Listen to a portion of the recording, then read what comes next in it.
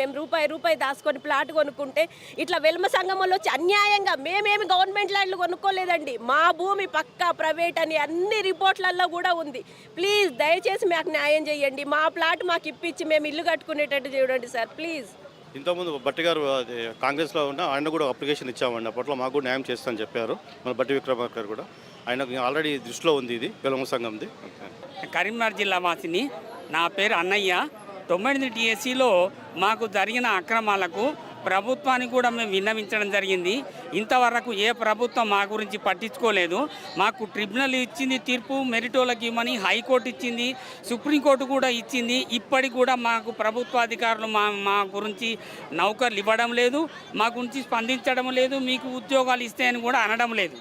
ఇప్పుడు మీ కాంగ్రెస్ ప్రభుత్వం రావడం వల్ల మాకు చాలా సంతోషంగా ఉంది. ఎందుకంటే ఇప్పటికైనా మీరు అంటే తెలంగాణ ప్రభుత్వం అవునమ్మా, ఇది మొదటిసారి అండి ఏది సీఎం క్యాంప్ ఆఫీసులో మేము దరఖాస్తు చేయడము. ఇదివరకు ఎన్నోసార్లు కమిషనర్ పెట్టుకున్నాము, కలెక్టర్ పెట్టుకున్నాము, ప్రభుత్వ అధికారులు ఎలాంటి స్పందన లేకుండా ఉన్నారండి. మా వయస్సు 60 సంవత్సరాలు, కేవలం ఇంకొక సంవత్సరం మాత్రమే ఉండండి. నాకు దాదాపుగా 54 మార్కులు వచ్చాయి. మాలాంటి 54 మార్కులు ఉన్న వాళ్ళు 8 మందికి ఉద్యోగాలు ఇచ్చారు. మరి మాకెందుకు ఇవ్వడం లేదు? వాళ్ళు కూడా బీసీబీఏ, మేము కూడా బీసీబీఏ. కానీ నేను ఇప్పుడు నా హెల్త్ అనవసరంగా నాకు చెవులు వినరావట్లేదు. నేను డిజబుల్ క్యాండిడేట్గా ఉన్నాను. దయచేసి నాకు అతి త్వరలో తొందరగా నౌకర్లు ఇచ్చి మమ్మల్ని మా కుటుంబాన్ని ఆదుకోవాలని కోరుకుంటున్నాను. నేను ఇక్కడ హైదరాబాద్ నుండి వచ్చాను. తెలంగాణ అంగన్వాడీ టీచర్ల అండ్ హెల్పర్ల అసోసియేషన్ ఏఐటీసీ అనుబంధ సంస్థ, దానికి నేను జనరల్ సెక్రటరీగా కొనసాగుతున్నాను. ఈరోజు వివిధ జిల్లాల నుండి ఈ ప్రజా దర్బార్లో మా యొక్క సమస్యల మీద, అంగన్వాడీ టీచర్లు ఆయాల సమస్యల మీద తెలియజేయడానికి రావడం జరిగింది. మెయిన్ ఏంటంటే గత ప్రభుత్వం ఉన్నప్పుడు మేము జేఏసీగా ఏర్పడి మన సమస్యల మీద, అంటే ప్రభుత్వ ఉద్యోగులుగా గుర్తించాలి, కనీసం 26,000 రూపాయలు వేతనం ఇవ్వాలి. ఇప్పుడు 13,650 రూపాయలు మాత్రమే ఇస్తున్నారండి. ఆ హెల్పర్కి 7,800 రూపాయలు ఇస్తున్నారు. కాబట్టి వీటిని ఏదైతే మన కాంగ్రెస్ ప్రభుత్వం వచ్చిన తర్వాత 18,000 రూపాయలు చేస్తామన్న హామీ ఏదైతుందో దాన్ని ఇంప్లిమెంటేషన్ చేయాలని చెప్పేసి, అదేవిధంగా ఏదైతే అంగన్వాడీ టీచర్లు కరోనా టైంలో కూడా ముందు వరుసలో ఉండి వీళ్ళు పనిచేశారు. బడుగు బలహీన వర్గాల వారికి ఏదైతే పోషకాహారాన్ని పిల్లలకు, తల్లులకు అందజేస్తున్నారో వాళ్ళందరి సంక్షేమం చూస్తున్న అంగన్వాడీ టీచర్లను గత 48 సంవత్సరాలుగా ఇదొక స్కీము, కేంద్ర ప్రభుత్వం యొక్క స్కీము. దీంట్లో గౌరవ వేతనం ఇచ్చామండి. మేము సానుకూలంగా స్పందించి మీరు ఆ దివ్య మేడంకి ఇచ్చారు. దివ్య మేడం ఆ గతంలో ఐసీడీఎస్కు డైరెక్టర్గా ఉన్నారు. తనకి ఈ సమస్యల మీద అవగాహన ఉంది. అదేవిధంగా అంగన్వాడీ వాళ్ళకి వర్క్ బర్డెన్ అంటే పని ఒత్తిడి ఎక్కువైపోతుంది. ఏదైతే వీళ్ళు అంగన్వాడీ టీచర్గా వచ్చినప్పుడు ఏ విధులు నిర్వహించాలో అది కాకుండా ఇప్పుడు యాప్లు ఇచ్చేసి వాళ్ళని చాలా ఇబ్బందుల పాలవుతుంది. ఎందుకంటే 48 సంవత్సరాలు అప్పుడు 10th క్వాలిఫికేషన్ మీద అంగన్వాడీ టీచర్లను తీసుకున్నారు. ఆ 10th క్వాలిఫికేషన్ ఉన్న అంగన్వాడీ టీచర్లు ఇప్పటివరకు కొనసాగుతున్నారు. వాళ్ళందరూ కూడా రిటైర్మెంట్కు దగ్గరగా వచ్చారు. కాబట్టి రిటైర్మెంట్ బెనిఫిట్ 10 లక్షల రూపాయలు టీచర్కి ఇవ్వాలని, హెల్పర్కి 5 లక్షల రూపాయలు ఇవ్వాలని చెప్పేసి కూడా లేదు. ఇప్పుడు గత ప్రభుత్వము 1,00,000 రూపాయలు టీచర్కి, 50,000 రూపాయలు హెల్పర్కి ఇస్తామన్నారు. అవి ఏమాత్రము సరిపోవని చెప్పేసి మనం యూనియన్గా 10 లక్షల రూపాయలు, 5 లక్షల రూపాయలు రిటైర్మెంట్ బెనిఫిట్ 48 సంవత్సరాలు ఈ పథకంలో పనిచేసి వాళ్ళు తమ సేవలను అందించారు. కాబట్టి వాళ్ళకి ఆ విధంగా ఇచ్చేయాలని చెప్పేసి మేము కోరడం జరుగుతుంది. అంగన్వాడీ ఆయాగా ఉండి మేము ప్రమోషన్ పొందినవండి. ప్రమోషన్లో మాకు ఎటువంటి పేరు మారలేదు. మా జీతాలు పాత జీతాలే వస్తున్నాయి. అంగన్వాడీ ఆయా జీతాలే వస్తున్నాయండి. మాకు దయచేసి మాకు అంగన్వాడీ టీచర్ వేతనాలు ఇవ్వాలని మేము కోరుకుంటున్నాం. అందుకే దరఖాస్తు పెట్టుకోవడానికి వచ్చామండి. వనపర్తి నుంచి వచ్చినాము. మాది సొంత ఊరు, గ్రామం గోపల్దిన్నె, ఈవినాన్ల మండలం, కొల్లాపూర్ తాలూకా. కొల్లాపూర్ తాలూకా అయితే మేము ఎంతవరకైనా జిల్లా వనపర్తి అయితే ఎంతవరకైనా కలెక్టర్ ఆఫీస్కు తిరిగినాము, ఎంఆర్ ఆఫీస్కు తిరిగినాము. మాకు ఆనాడు ఇందరమ్మ ఇప్పించింది పొలాలు ఏసీలకు పొలాలు ఎంతమందికి ఇప్పించింది? 56 మందికి 57 మందికి ఇప్పించింది. అయితే రంగవరం వాళ్ళు పోయేవాళ్ళు దౌర్జన్యంగా వాళ్ళ చేతిలో ట్రాక్టర్లు ఉన్నాయి కాబట్టి దౌర్జన్యంగా ఇష్టం వచ్చినంత దున్నుతున్నారు. 3 ఎకరాలు ఇంట్లో 3 4 అత్తకు కోడలికి మామకు కడుపులున్న పిల్లకు కూడా తీసుకున్నారు. అయితే నేనేమంటున్నా, ఒక్కొక్కరికి మీరు అంతమంది తీసుకున్నప్పుడు మా గోపల్దిన రైతులు ఏం కావాలి, మాది పొలము అని మేము ఏ ఆఫీస్కి పోయినా కూడా ఏ ఆఫీస్ వాళ్ళు పనిచేస్తలేరు. మోక మీద వాళ్ళు ఉన్నారంటే మోక మీద వాళ్ళు 4 ఏళ్ళ సార్ మేము తిరగబట్టి 4 ఏళ్ళ మేడం తిరగబట్టి చెప్పిన వర్షవర్ధన్ రెడ్డికి చెప్తే వర్షవర్ధన్ రెడ్డి ఏం చెప్పిండు, వేరే ఊరికి సంబంధించిన వాళ్ళకు ఆ ఊరోళ్ళను ఈ ఊరోళ్ళను కూర్చోబెట్టి చేయమన్నారు. ఒకసారి చూడండి, మేము దున్నిలేమా, మేము దున్నితే రాత్రిపూట పోయినరు, దున్నిండ్రు, రాత్రిపూట దున్ని మళ్ళీ వాళ్ళు బుడ్డలేసిండ్రు. బుడ్డలేసిన తర్వాత ఇంకా వాళ్ళు బుడ్డలేసినాక వీళ్ళు దాంట్లో ఉండరు, దాంట్లో కౌలు చేస్తున్నారు, వాళ్ళు చేస్తున్నారు అని చెప్పి వాళ్ళ మీద రాస్తున్నారు. ఇప్పుడు మేమేమంటున్నాము అంటే బట్టలు ఎట్టించి కొట్టండి, పోయిన వాళ్ళని పోయినట్లే బట్టలు ఎట్టించి కొడితే 100 బైకులు వస్తాయి, ఒక్కరు పోతే 100 బైకులు వస్తాయి, ఎవరు దున్ననికి పోతే వాళ్ళకు. అయితే సరే సార్లతో చెప్పి మనం చేపిస్తామని మేము సార్ల దగ్గరకు పోతే ఏ సారు మాట వింటలేడు.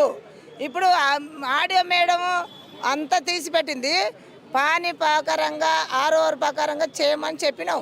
చెప్తే కూడా ఆ మేడం కూడా అన్నీ చేయించింది, అన్నీ రెడీగా పెట్టించినాక ఎమ్మెల్యే ఫోన్ చేసింది. ఆడు ఇంతవరకు వాళ్ళకు చేసిండ్రు కదా పొలాల మీద ఉన్నప్పుడు, ఇగో ఇది కూడా సారు, ఇది కూడా ఈ నగర్లో మా అన్ని ఆఫీస్ కానీ ఎంఆర్ ఆఫీస్ కాడ టెంట్ వేసుకున్నా, ఎంఆర్ ఆఫీస్ కాడ టెంట్ వేసుకున్నప్పుడు ఏ ఒక్కరు వాళ్ళు కరియలేదు.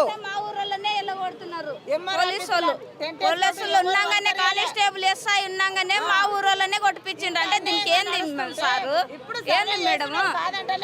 సర్వే చేస్తుండగా మీరు గట్టుకు అండి, మీ లిస్ట్ గట్టుకు వస్తున్నవి అంటే ఆ లిస్ట్ గట్టుకు మాకు సదరాన్ని ఇచ్చింది ఆనాడు పొలాలు గట్టుకెట్లా అవుతాం మేడం. ఇప్పుడు మేము మా సదరాల్లో మేము మా పొలాల్లో మేము నిలబడతాం, మా పొలాలు మాకు సర్వే చేయమంటే మీది గట్టుకు వచ్చింది లిస్టు గట్టుకో అంటే ఎట్లకి వెళ్ళిపోతాం. గట్టు కూడా ఇక్కడ చూపిస్తా చూడు, తింటా పోటలులా ఈ గట్టుకోమని చెప్తావు. ఆ సార్ పోయి ముదుగా వీళ్ళు పోయి కలిసి వచ్చిండ్రు. వాళ్ళు పోయి కలిసి వచ్చినాక ఎవరైతే మోక మీద ఉండరో వాళ్ళకే చెయ్యండి అని చెప్పినట్ట. ఇగో ఈడ గట్టు కనబడుతుంది, ఇగో ఈ పూటలో బాగా చూడండి సార్, పైన గట్టు మీద ఏమంతది లాస్ట్ చివరి చెట్లు ఉన్నాయి చూడు, ఆ గట్టుకు వాడిని తోలిస్తున్నారు. నిన్న మొన్న సర్వే చేస్తే వాళ్ళు ఆ సర్వే కరెక్ట్ కాదు, పానీ వారు తీసుకొని మాకు సర్వే చేయాలి. ఆ సర్వేలో కరెక్ట్ కాదు, అది నేను అది కోర్టులో వేసిన. ఆ సర్వే వద్దని కోర్టులో కూడా నడుస్తుంది. ఇక కోర్టు కాయిదా కూడా కొంచెం చూడమ్మా, ఈ కోర్టు ఇవి పట్టుకొని నేను కోర్టు చూపిస్తా. ఇక ఈ కోర్టు కూడా ఈ కోర్టులో కూడా వేసిన, నా మీద దౌర్జన్యం చేసిండ్రు, దౌర్జన్యం చేసిన. ఈ కోర్టులో కూడా నడుస్తుంది, ఇది 3వ సంవత్సరం నడుస్తుంది. అడ్డుకున్నది రంగవరం యాదస్వామి, దాంట్లో కృష్ణ ఏలస్వామి, రాముడు, వాళ్ళ నలుగురికి తప్ప వాళ్ళు ఎవరు రారు. ఇంకా ఎద్దుల సీను అన్నదమ్ములు, వీళ్ళ ఫ్యామిలీ కాడికి మా ఊరంతా మొత్తం మడసంగా ఉండరు. ఎందుకంటే వీళ్ళకు వెనుక ఎమ్మెల్యేలు ఎంపీలు అందరు పనిచేస్తున్నారు కాబట్టి వాళ్ళు మమ్మల్ని అదరగొడుతున్నారు. మొత్తంలో జరిగేది పెద్ద పెద్ద అధికారులతో నుంచే జరుగుతుంది. అది మా ఊర్లో కూడా ఒక ఆయన ఉన్నాడు, బాలరెడ్డి అని, ఆయన కూడా వాళ్ళకే సపోర్ట్, ఆయన చేసినదే ఇది. పట్టాలు దగ్గర ఉండి వాళ్ళకు డూప్లికేట్ పట్టాలు పట్టవారితో గుర్తించి 5-6 మందికి ఇప్పించిండు. అట్లా కాబట్టి వాళ్ళు చేసుకున్నారు కానీ అందరు ఇయ్యిండ్రు, అట్లా చేసిండ్రు కాబట్టి ఇప్పుడు అదే బాలరెడ్డి ఇప్పుడు ఎమ్మెల్యే తరపునే ఉంటాడు. అందరు కలిసి మోక మీద ఉన్న వాళ్ళకి చేయాలంటే మాకు అన్యాయం చేస్తున్నారు. గట్టు కొలిపేయాలంటే మాకు అవసరం లేదు, మేము ప్రజావాణి వచ్చినాము, మాకు ప్రజావాణిలో కాకపోయింది అనుకో మేము మందు డబ్బాలు తెచ్చుకుంటాము. ఈయన మొత్తం ఆటో తీసుకొని ఈయన సచ్చినా సరే మేము మందు డబ్బాలు అయితే ఖచ్చితం. ఈయన తెగకపోయిందంటే ఇది ఇంతే పని, మేము మందు తాగాల్సిందే, ఈయన తాగాల్సిందే. మాకు న్యాయం చేయలేదనుకో, రేవంత్ రెడ్డి సార్ గారు న్యాయం చేయకపోతే ఇది గ్యారంటీ. ఇంకా మేము లాస్ట్ మాట ఇదే మాటమా, మాది గోపాల్దిన్నే. మేము ఇంక తిరిగి యాస్టకి వచ్చింది, ఆఫీస్కి పోయినాం, కలెక్టర్ ఆఫీస్కి పోయినాం, ఎంఆర్ ఆఫీస్కి పోయినాం, ఎస్సీ ఎస్టీ ఆఫీస్కి పోయినాం, కోర్టుకు పోయినాం, మరాకులో కోర్టుకు పోయినాం. పత్తితోనే తిరిగితే కాకపోతే మేమేం చేయాలి? నేను అందరం కలిసి ఆటో తెచ్చుకుంటాం, మందులు తెచ్చుకొని తాతను అమ్మ ఈడ కానీ కాకపోతే ప్రజాభవన్లో ఇది లాస్ట్ దేవులాడుకుంటే నాకు సంవత్సరం పట్టింది. ఇది ఎవ్వరు పర్మిషన్ ఇవ్వలేదు. నేను దేవులాడుకొని వచ్చిన 2 సార్లు ఇప్పటికి రాబట్టి ఇది మళ్ళీసారికి మూడోసారి వస్తే మందు డబ్బాలు తెచ్చుకుంటాం, ఈయన ఏదో ఒకటి చేసుకుంటాం. మీకు నమస్కారం. మాకు ఇది న్యాయం చేయండి, అందరికంటే మాకు న్యాయం చేయండి. మేము సిద్దిపేట జిల్లా సిద్దిపేట మున్సిపాలిటీ నుండి వచ్చినాము. మా బాధ ఏంటంటే మా ఫీల్డ్ లెవెల్లో మేము ఎంతో వర్క్ చేస్తున్నాం. గవర్నమెంట్ నుండి ఎలాంటి పథకాలు వచ్చినా అది చేయాలి, అది ఖచ్చితంగా సక్సెస్ కావాలంటే అది ఆర్పి ద్వారా మాత్రమే అవుతుంది. ఎవరు చేసినా అది కాదు, అది ఆర్పి ద్వారా అవుతుంది. కానీ ఏ గుర్తింపు మాత్రం ఆర్పికి లేదు. ప్రతిదీ కూడా ఆర్పి చేయాలి, కానీ గుర్తింపు మాత్రం ఆర్పి దగ్గరకు వచ్చేసరికి ఆర్పి అంటే ఎవరు అనే మాట్లాడుతున్నారు. ఆ ఆర్పి గుర్తింపు కోసం ఆర్పి అనేది గుర్తింపు ఉండాలి. మాకు అనేది ఉద్యోగ భద్రత ఉండాలి, మాకు జాబ్ చాట్ ఉండాలి. పొద్దున్న వెళ్ళినామంటే నైట్ ఇంటికి వచ్చేదాకా కూడా నమ్మకం ఉండదు. మాకేమన్నా జరిగితే కూడా మాకు ఒక ఇన్సూరెన్స్ లేదు. మా భర్తలకు మా పిల్లలకి ఏమన్నా అయినా హెల్త్ ఇన్సూరెన్స్ లేదు. మాకు ఒక డ్రెస్ కోడ్ లేదు, ఐడి కార్డు లేదు. జీతం కూడా మాకు ఒక 4,000 రూపాయలు ఇస్తున్నారండి. 4,000 రూపాయలు అనగా ఇయ్యాల రేపు ఎవరైనా వికలాంగులకు ఇప్పుడు రేపు మాకు పెన్షన్ కూడా వస్తుంది. మాకు ఒక పెన్షన్కి ఇచ్చే జీతము మా ఆర్పీలకు ఇస్తున్నారు. అవి కూడా మాకు ఇప్పుడు 8-9 నెలల నుండి మాకు ఆ శాలరీస్ కూడా లేవు. ఆ 8 నెలల నుండి కూడా మాకు ఇప్పుడు ఈ 4,000 జీతాలు కూడా లేవు. 2,000 పెంచినామన్నారు, ఆ 2,000 రూపాయలు కూడా లేవు. ఎవి లేకుండా మా సంసారాలు మా ఈ నెట్టుకు రావాలంటే మాకు కూడా మేము అప్పులపాలు అవుతున్నాం. ఫస్ట్ అప్పులపాలు అయ్యి మా పిల్లలకి ఏం పెట్టాలో తెలుస్తలేదు, మేము ఎలా బతకాలో కూడా మాకు తెలుస్తలేదు. దాంతో మేము అడుగుదామని చెప్పేసి ప్రజా దర్బార్కి రావడం జరిగింది. ఇక్కడ సార్ కనీసం ఈ గవర్నమెంట్ అన్న మమ్మల్ని గుర్తిస్తుందేమో, మా బాధలు అర్థం చేసుకుంటుందేమో, కనీసం ఇప్పటికైనా మమ్మల్ని అంటూ గుర్తింపు చేసి మాకు ఒక డ్రెస్ కోడ్, ఒక ఐడి కార్డు, మాకు ఒక ఉద్యోగ భద్రత అనేది 3 మాకు ముఖ్యంగా ఈ 3 ఇస్తే మాకు గవర్నమెంట్ నుండి చాలు. మేము ఎలాంటి పథకాలైనా గవర్నమెంట్ నుండి వచ్చే పథకాలు ఎలాంటివి అయినా మేము మనస్ఫూర్తిగా అంగీకరించి ప్రజల దాకా తీసుకెళ్తాము, ప్రతి పని చేస్తాం ప్రభుత్వంది. కానీ మమ్మల్ని అంటూ గుర్తించి మమ్మల్ని అంటూ మాకు ఒక గుర్తింపు ఇవ్వాలని చెప్పేసి మేము కోరుకుంటున్నాం. మేము గతంలో కూడా వెళ్ళినాము, గత ప్రభుత్వాన్ని కూడా రిక్వెస్ట్ చేసి అడిగినాము. గత ప్రభుత్వం ఏ పథకాలు చెప్పినా ప్రజల దాకా తీసుకెళ్ళినాము. ప్రతి పథకంలో కూడా మేము ఉంటాము, ప్రతి పథకంలో కూడా ఆర్పిలం ఉంటాము. అంత కరోనా స్టేజ్లో వస్తే కూడా ఇంటింటికి సర్వే చేయమంటే కూడా మేము ఇంటింటికి సర్వే చేసినాం. వీధి వ్యాపారస్తులకు సంబంధించిన వాళ్ళకి లోన్స్ ఇవ్వాలంటే ఒక్కొక్కరిని వాళ్ళను మాట్లాడడానికి కూడా ఇష్టపడని వాళ్ళు మేము డైరెక్ట్ వెళ్ళి వాళ్ళ ఫోన్లు ముట్టుకోవడము, వాళ్ళ ఆధార్ కార్డులు ముట్టుకోవడము, ఇవన్నీ చేసి వాళ్ళకు ఒక 10,000 లోన్, సెంట్రల్ గవర్నమెంట్ సంబంధించి లోన్లు కానీ స్టేట్ గవర్నమెంట్ సంబంధించి లోన్లు కానీ ప్రతిదీ కూడా మా ఆర్పిల ద్వారానే ఫీల్డ్ లెవెల్లో వెళ్ళిపోయినాయి. కానీ మాకు అనేది గుర్తింపు అనేది ఎవరు ఇవ్వడం లేదు. కనీసం ఈ గవర్నమెంట్ అన్న మమ్మల్ని గత ప్రభుత్వం కూడా మమ్మల్ని గుర్తించలేదు, మమ్మల్ని ఏ ప్రభుత్వం గుర్తించలేదు. కనీసం ఈ ప్రభుత్వం అన్నా గుర్తించి మా బాధలన్నీ అర్థం చేసుకొని మాకు న్యాయం చేయాలని మేము కోరుతున్నాం. దరఖాస్తు చేసినప్పుడు చేస్తాము, మాకు ఇప్పుడే వచ్చింది కదా మీ దగ్గర నుండి లెటర్ ఇప్పుడే వచ్చింది కాబట్టి ఖచ్చితంగా చేస్తాం అమ్మ అన్నారు. మేము కూడా అడగడం జరిగింది. మాకు ఒక గుర్తింపు కావాలంటే ఫస్ట్ మాకు డ్రెస్ కోడ్ కావాలి. డ్రెస్ కోడ్ వచ్చిన తర్వాత మాకు ఐడి కార్డు కావాలి. అవి 2 ఉంటేనే మేము కూడా ఫీల్డ్ లెవెల్లో వెళ్ళినప్పుడు మేము ఏందని చూపించుకోవడానికి మాకు ఫస్ట్ డ్రెస్ కోడే మెయిన్. డ్రెస్ కోడ్ మేము ఎక్కడికి వెళ్ళినా మాకు డ్రెస్ ఉన్నది అంటే పలానా ఆర్పీలు వీళ్ళు అని మేము గుర్తింపు చేసుకోక ముందుగా వాళ్ళే అంటారు. మా డ్రెస్ చూడగానే పలానా ఆశ వర్కర్ అంగన్వాడీ అని వాళ్ళ డ్రెస్ కోడ్ చూడగానే ఎట్లా అంటారో మమ్మల్ని కూడా ఆర్పీలు అని వాళ్ళంతా వాళ్ళే అనాలి. మేము చెప్పుకోవద్దు. మేము ఎక్కడికి వెళ్ళినా మేము ఏం చెప్పుకుంటున్నామంటే మేము ఆర్పీలము, మేము మెప్మల పని చేస్తున్నాము, మేము గ్రూప్ల మీద పని చేస్తున్నాము. మా బ్రతకంతా ఇదే పని అవుతుంది. ఇప్పుడు 20 ఏళ్ళ నుండి చేసుకుంటూ వస్తున్నాం ఈ సాకిరి. 20 ఏళ్ళ నుండి కూడా మేము ఆర్పీలము, మేము మెప్మల పని చేస్తున్నాం, ఇదే పని అవుతుంది మాది. మాకు అలాంటి పని కాకుండా మమ్మల్ని అంటూ జనాలు గుర్తించాలి. మా ఆర్పీలు వీళ్ళు, మా వాళ్ళు, గవర్నమెంట్ కూడా ఈ మా ఆర్పీల ద్వారానే ప్రతి పని సక్సెస్ అవుతుంది. వీళ్ళు మా ఆర్పీలు, వీళ్ళతోనే పని అవుతుంది అన్నట్టుగా మాకు ఒక గుర్తింపు కావాలని మేము సార్ దగ్గరికి ఇక్కడ వినతి పత్రం ఇవ్వడానికి వచ్చినాం. కంటోన్మెంట్ బోర్డు నుంచి అండి. మాది సికింద్రాబాద్ బాలంరాయ్. మేము కంటోన్మెంట్ ఆర్పీస్ అనమాట. మాది కూడా సేమ్ సమస్య. ఇక్కడ వచ్చిన వాళ్ళందరిది ఒకటే సమస్య అండి, మమ్మల్ని గుర్తిస్తలేరు గవర్నమెంట్. మాతో పనులు మాత్రం చేయించుకుంటున్నాం. మేము చేయడానికి వెనుక ఏం వెళ్ళట్లేము, అన్ని పనులు చేస్తున్నాం.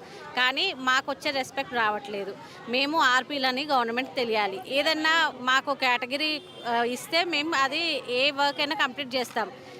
ఎక్కడ చూసినా ఏమవుతుందంటే మేము చేసే పని మేము చేస్తున్నాం, కానీ ఆ క్రెడిట్ మొత్తం అంగన్వాడీ ఆశాలకు పోతున్నాయి.